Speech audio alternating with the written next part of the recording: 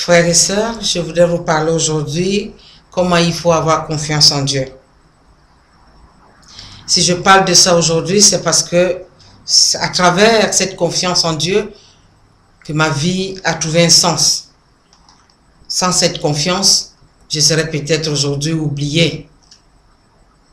Mais j'ai pris dans Matthieu 6, à partir du verset 25, comment le Seigneur nous apprend à lui faire confiance.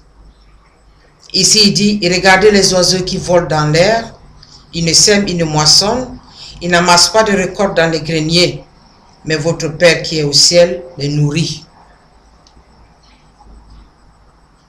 Votre Père qui est au ciel vous nourrit. Et tous les jours, quand nous nous levons de notre sommeil, même si quelqu'un croit qu'il a déjà amassé et qu'il n'a pas besoin de cette confiance-là, il se trompe.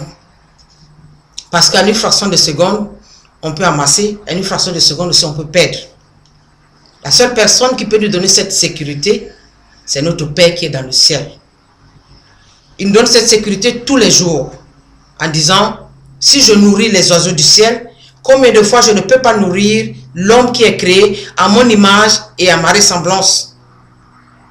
À chaque fois que nous sommes dans les tourments, on se pose la question, mon Dieu, surtout nous, peut-être qu'avant des mères, nous sommes des mères de famille, même les pères de famille, même ceux qui travaillent, même ceux qui ont un salaire à la fin du mois, c'est difficile souvent de joindre les deux bouts.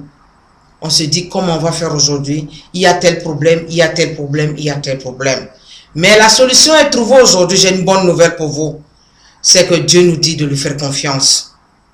S'il nourrit les oiseaux du ciel, qui n'amassent pas, qui n'ont pas de grenier, qui ne savent même pas où aller récolter, alors combien de fois nous, qui sommes créés à son image, qui donnent la possibilité de travailler avec nos mains, qui donnent la possibilité d'imaginer quelque chose et qu'on ait un esprit de créativité et que ça puisse porter du fruit et que lui-même il donne sa grâce. Combien de fois nous ne pouvons pas être bénis? Je voudrais tout simplement ne pas être long en disant ceci. Il dit, préoccupez-vous du royaume des cieux et la vie juste ce qu'il nous demande et lui il s'occupera du reste.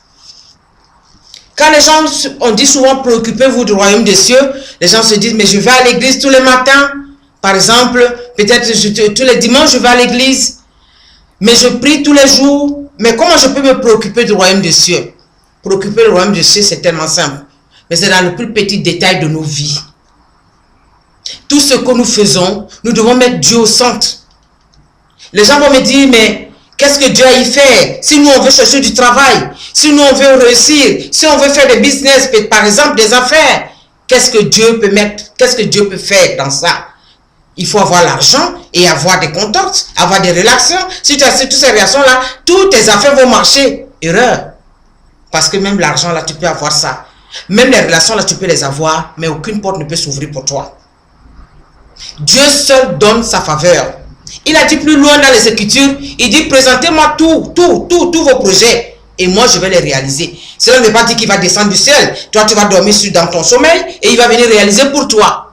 Mais il va venir te rejoindre là, ce que tu fais tous les jours et il va te donner l'esprit de créativité. Il va ouvrir ton esprit pour que tu puisses comprendre, pour que tu puisses savoir où tu veux aller, qu'est-ce que tu dois faire. Parce que dans la vie, tout est bon, mais tout n'est pas bon aussi à prendre. On peut nous présenter beaucoup d'affaires dans la vie. On peut nous présenter beaucoup de travail dans la vie. Mais il y a certains domaines où on ne doit pas mettre notre pied si nous craignons Dieu.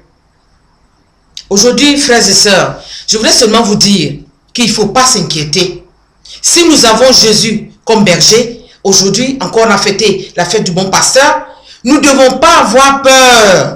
Nous devons tout simplement se tourner vers lui. Il nous a dit, je vais vers le Père qui est votre Père. Je vais vers mon Dieu qui est votre Dieu. Je vais m'asseoir à sa droite. Et tout ce que vous allez demander au Père par mon nom, sachez que je vais réaliser cela.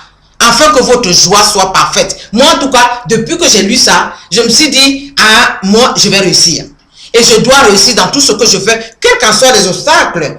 Les obstacles qu'on ne peut pas refuser dans la vie, il y en a toujours. Il y en a toujours des obstacles, je vous dis. Mais je vous dis, s'il n'y a pas de combat, il n'y a pas aussi de victoire. Il faut qu'il y ait ces obstacles-là pour que nous grandissions davantage. Notre esprit souvent reste comme des enfants. On est là, on réfléchit tout juste là. On ne va pas plus loin.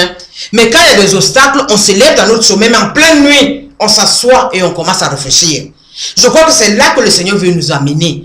Il ne veut pas qu'on soit seulement une automate. On se lève le matin, on appuie tel bouton, jaune, vert, et puis tout cool. Mais Dieu veut qu'on cherche. Dieu veut que dans notre réflexion, qu'on l'appelle, qu'on dit, mais mon Dieu, je suis bloqué. Voilà ce que je veux faire. Mais qu'est-ce que je dois faire? C'est ça, il dit. Préoccupez-vous du royaume des cieux et le reste vous sera donné par ce quoi.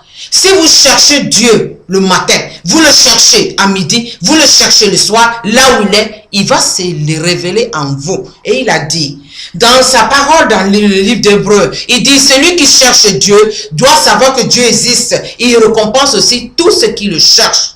Notre récompense est dans les mains de Dieu. Si vous avez votre récompense dans les mains des hommes, sachez que vous avez tout perdu.